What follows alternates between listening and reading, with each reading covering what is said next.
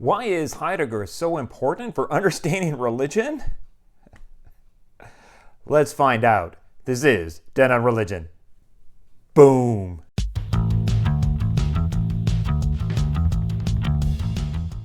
Hey peeps, it's Dr. B with Den on Religion. If you like religion and philosophy content, one thing I really need you to do is to smash that sub button because it really helps out the channel.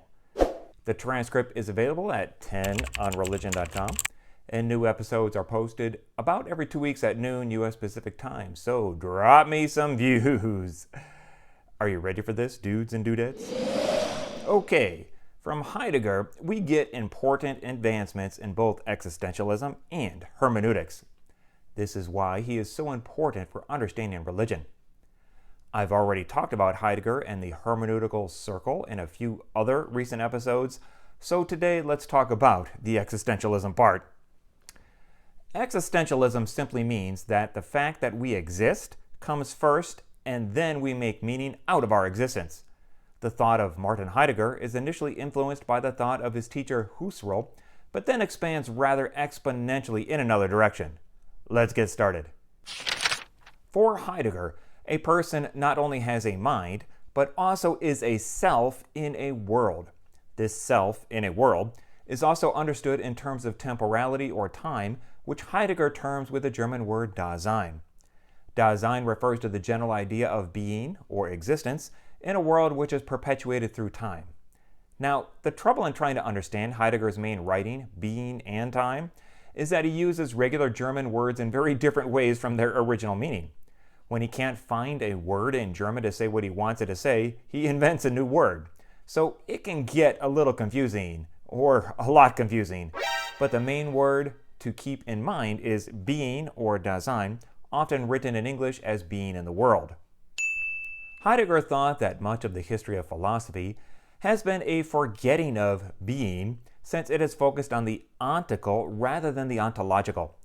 This is a really critical distinction for both philosophy and religion. Ontical refers to beings which cannot really think about their own existence, versus ontological, which refers to creatures which can think about their own being. Typically, we do not exist to be observed and be reduced to objects. This is what he calls the ontical, and it is how we treat most other scientific or social scientific aspects of our experience, such as psychological, physical, biological, socio-political, economical, and so forth. Rather than being objects in the world, we are living and existing in the world. Dasein is the space around us through time, which signifies an array of possibilities which can be realized in time.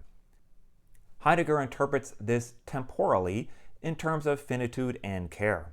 Since we're finite rather than infinite beings, we care about our existence.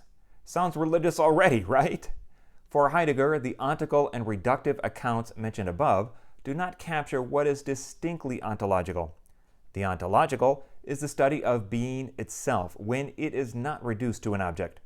The idea that we're finite and not infinite beings, coupled with the fact that we care about our existence, is hugely important for many religious thinkers, especially figures like Paul Tillich or more recently Robert Neville.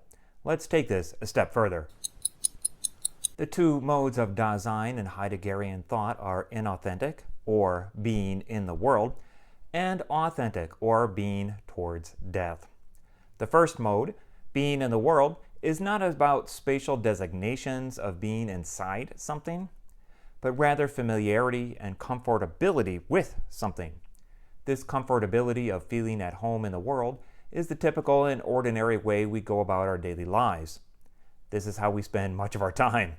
We are absorbed in our regular routines as inauthentic Dasein, and we care about these typical everyday things: the clothes and makeup we wear, what cars we drive, the shows we watch and music we listen to. We have lost sight of our finitude. Nothing is really surprising, individual, or special about us, because every thought is also already going on in someone else's head. Within any given time or place, we all have similar experiences. Heidegger wrote that being with means Dasein is disclosing the Dasein with of others which belongs to it. We're all part of the same show. We're all in the same boat. Dasein's being is being with. The understanding of others is already implied. Heidegger shows that much of the past history of philosophy views objects and entities ontically as things. We have forgotten being because we have disregarded what is, at its most fundamental level, ontological.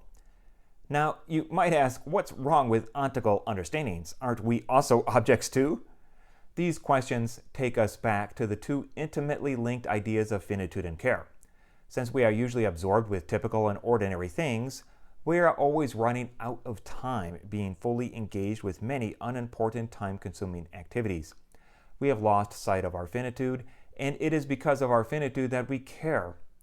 Which is more important to you, making sure your latest streaming app works or eating a meal and sharing your life with one of your best friends? We waste a lot of time. Okay, this next part might hurt a little bit. Shortly after describing these aspects of care in being and time, Heidegger introduces his concept of the they, which is in the German neuter case, so there's no exact English language equivalent. The they are norms that govern conventions, including morals, which we are born into and did not choose. Thus, they are inherited from people in our society who came before us.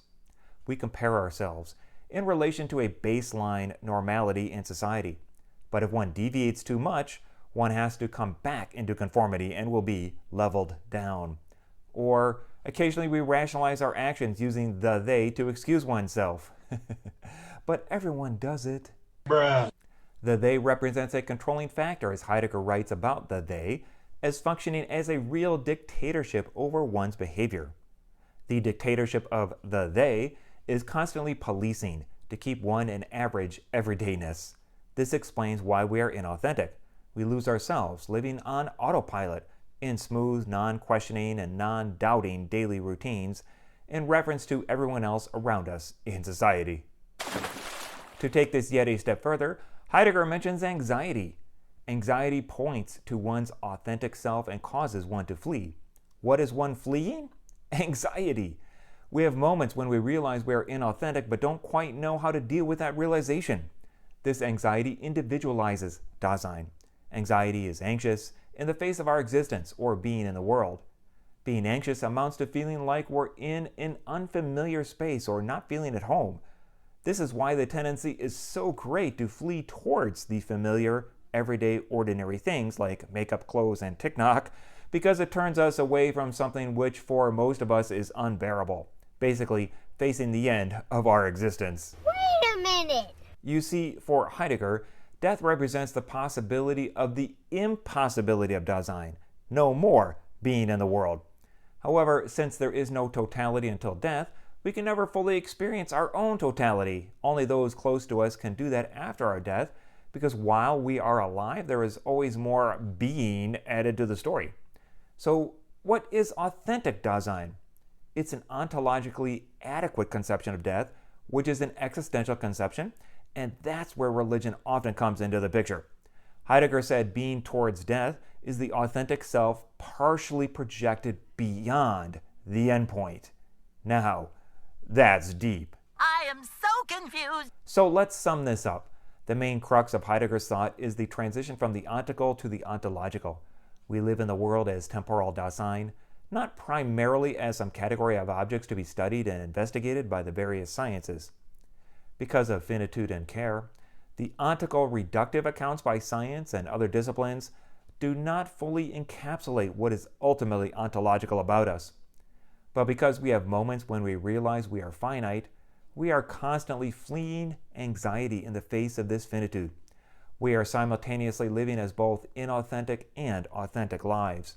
We only accomplish fragments of what we want to in our lifetimes, and we have to learn how to live with those fragments. So what do you think about why Heidegger is so important to understanding religion? I tried to provide a more easy to understand version of his existentialism.